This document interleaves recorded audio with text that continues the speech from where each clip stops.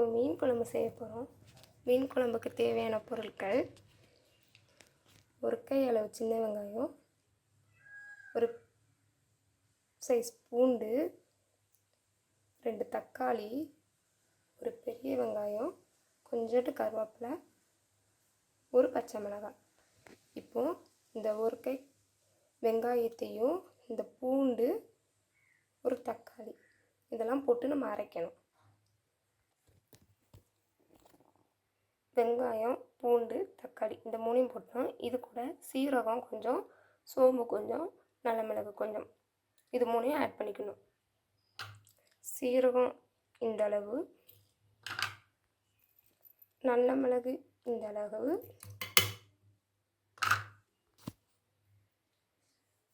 சோம்பு இந்த அளவு போட்டு நல்லா மைய அரைக்க வேண்டும். தண்ணி ஊற்றாமல் அரைச்சாலும் இந்த மாதிரி வந்துடும். இந்த மாதிரி அரைச்சிக்கோங்க. ஒரு கடாய் நல்லா சுட்டதும் 3 டேபிள் ஸ்பூன் நல்லெண்ணெய் ஊற்றிக்கோங்க. அதில் இத்தனோண்டு வெந்தயம் போட்டுக்கோங்க.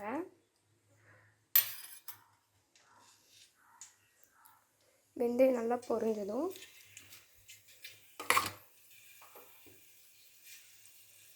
கருவேப்பிலை போட்டுக்கோங்க.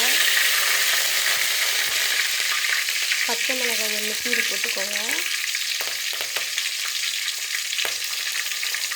ஒரு பல் பூண்டு பிடிச்சி போட்டுக்கோங்க. அதுக்கப்புறம் வெங்காயம் போட்டுக்கோங்க.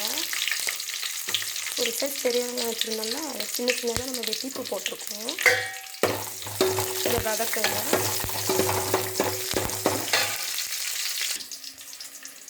இவ்வளோ சைஸ் புளியை ஊற வச்சுக்கோங்க. வெங்காயம் இந்த கலரில் வந்ததுக்கப்புறம் ஒரு தக்காளி வச்சுருந்தாங்க. ஒரு தக்காளி அரைச்சா ஒரு தக்காளி நம்ம இந்த குழம்புக்கு வதக்கிறதுக்கு இந்த தக்காளி வதக்கிக்கோங்க. தக்காளி இந்த அளவுக்கு வதங்கணும்னு நம்ம ஏற்கனவே அரைச்சி வச்சுருந்தோம்ல, அதை எடுத்து இதில் போடணும். அதை எடுத்து இந்த மாதிரி போட்டுட்டு அந்த ஜாரை கொஞ்சம் தண்ணி ஊற்றி அலசிட்டு ஊற்றிக்கோங்க. இனிமேல் குழம்புக்கு தேவையான அளவு புளி தண்ணி ஊற்றணும். தேவையான அளவு நான் புளி தண்ணி ஊற்றிக்கிட்டேன். இந்த குழம்ப நாங்கள் காலையில் மதியமும் நைட்டும் யூஸ் பண்ணுவோம். அதான் கூட கொஞ்சம் ஊற்றிருக்கோம். இதுக்கு தேவையான அளவு மசாலாத்தூள் போட்டுடலாம். இதில் இப்போ நம்ம சேர்க்க வேண்டிய மசாலாத்தூள் வந்து குழம்பு மசாலாத்தூள் 3 கரண்டி, 3 டீஸ்பூன். இந்த டீஸ்பூனுக்கு 3 டீஸ்பூன்,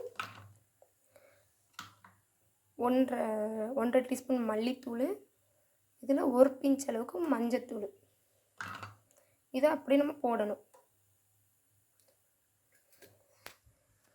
குழம்புக்குள்ளே போட்டுடணும்.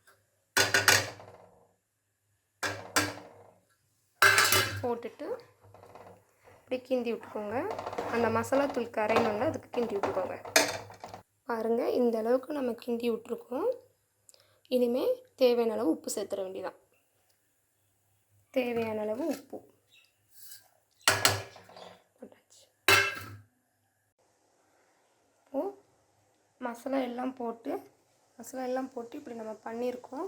வற்றி வர்ற ஸ்டேஜில் 4 கீத்து தேங்காய் இதை பொடியாக நறுக்கி மிக்சியில் போட்டு தண்ணி கொஞ்சம் ஊற்றி மைய அரைக்க போகிறோம்.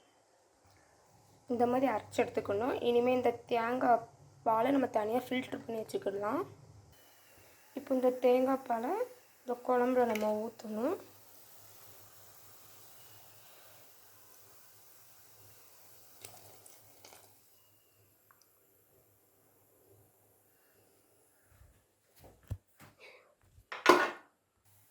இதை இப்போ கிண்டணும். கிளறி விடுங்க. இனி குழம்புக்கு தேவையான எல்லா இன்க்ரீடியன்ஸையும் நம்ம சேர்த்தாச்சு. இனிமேல் குழம்பு வற்றி வரைச்சல மீனை போட்டுட்டு இறக்கிற வேண்டியதான்.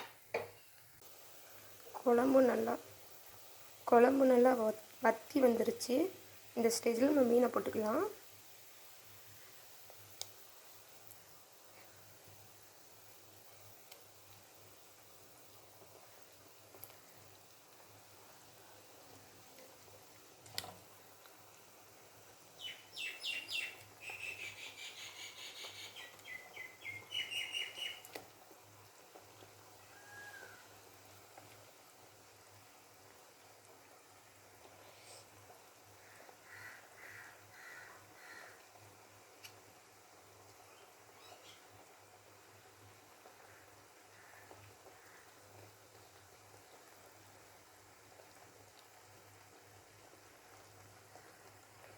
மீனை போட்டோம்.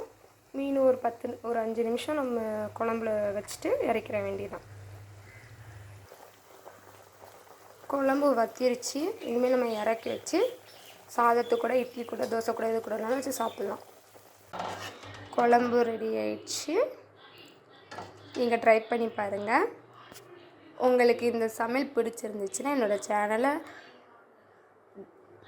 சப்ஸ்கிரைப் பண்ணுங்கள், லைக் பண்ணுங்கள், கமெண்ட் பண்ணுங்கள். ஓகே, பாய்.